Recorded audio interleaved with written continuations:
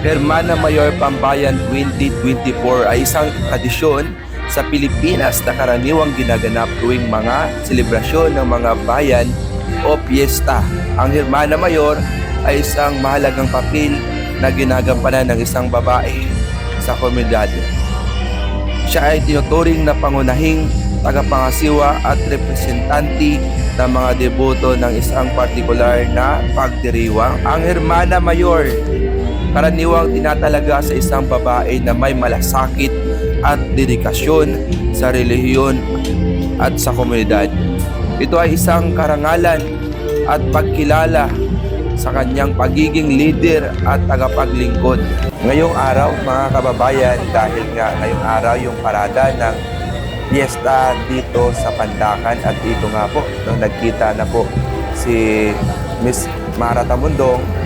The same time, nandito rin si Mayor Hani Lacuna ng lungsod ng Maynila at siyempre dahil si Miss Mara Tamundong isang Hermana Mayor Pambayan napili para kumatawan sa ating mga kababayan, no, dahil nga ang pagpili ng Hermana Mayor Pambayan ay hindi ito biro dahil kaakibat nito ang responsibilidad na ginagampanan sa komunidad.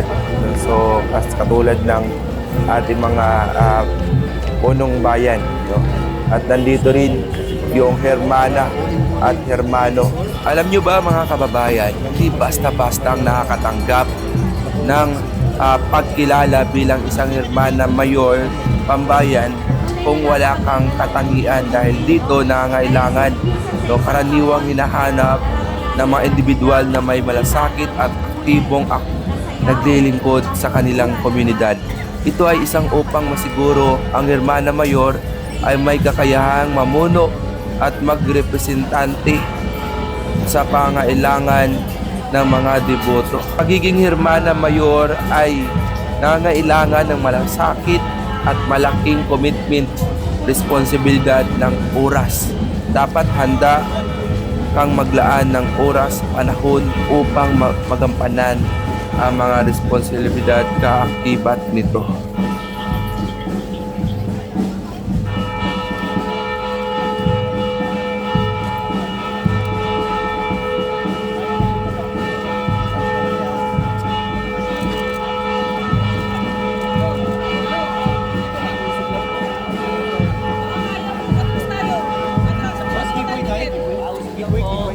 Boss, usap na tayo. Giveaway tayo. Gini tayo. Giveaway tayo. Kasi ito mga wala. Boss. Giveaway tayo.